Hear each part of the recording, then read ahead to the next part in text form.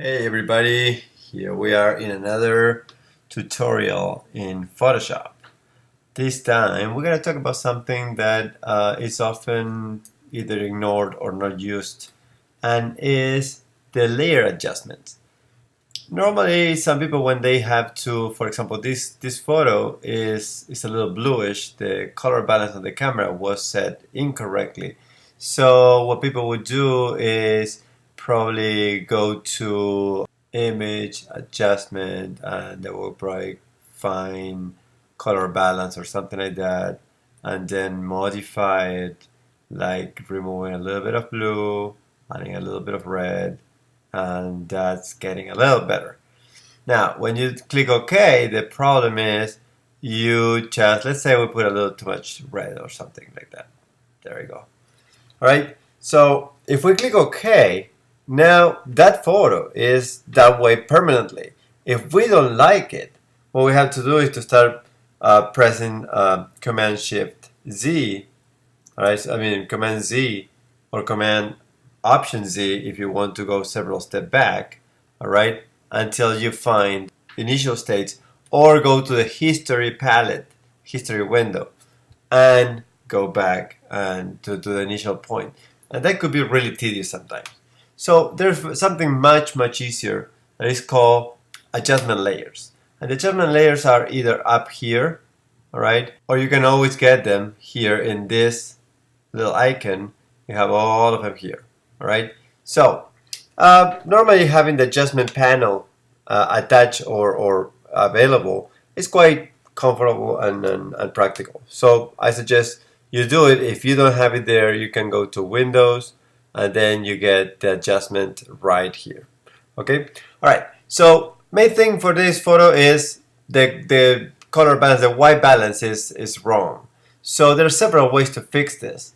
The most common one, I would say, is with the photo filter, because that's basically what happened. The balance, the white balance was wrong. So what you do is you get a warming filter, the 85, and there you go. It's just pretty good already. All right, from there to here, with selecting the eye here, pressing on the eye, you can see the before and after.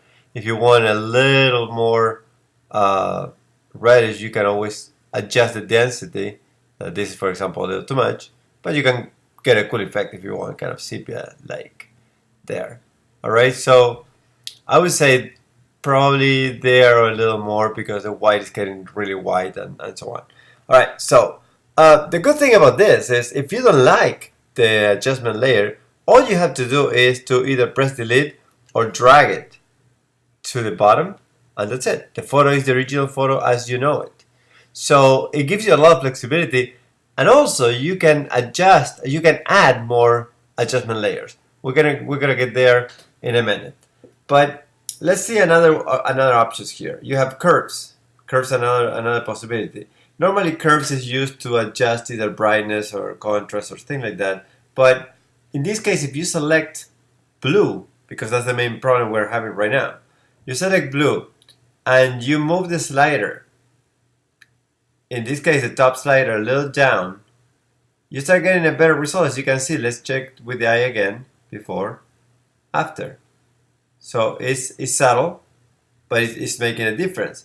If you want a little more red because still kind of too whitish, you select red and you just move it a little bit to the left here and a little bit up here. And again, you deselect, and there you go. That's how much difference you're making here. All right. And once again, you don't like it, press delete and back to the original photo. All right, let's try one more.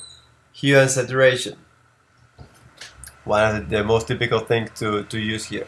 What you can do here is just move away from the blue. All right, there. It's getting a little more whitish there.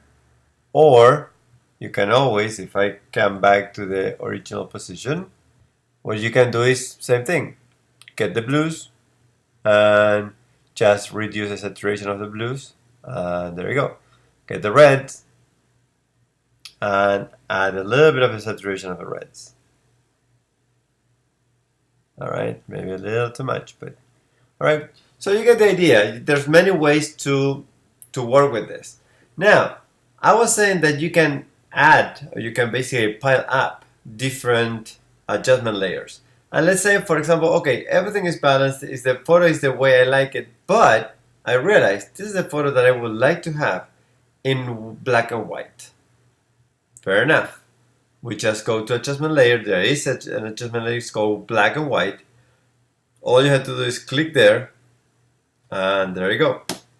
So you have the color. If I deselect here, or I remove the visibility on the first layer, you can see that there's still the second. If I remove the visibility on the second, there's still the original photo. So it's piling up. All right. So there are different things that you can do with adjustment layer without making this permanent. All right. So that's a kind of a very quick overview of adjustment layers. I hope you like it and it's useful. Go ahead and play, and we'll see you next time.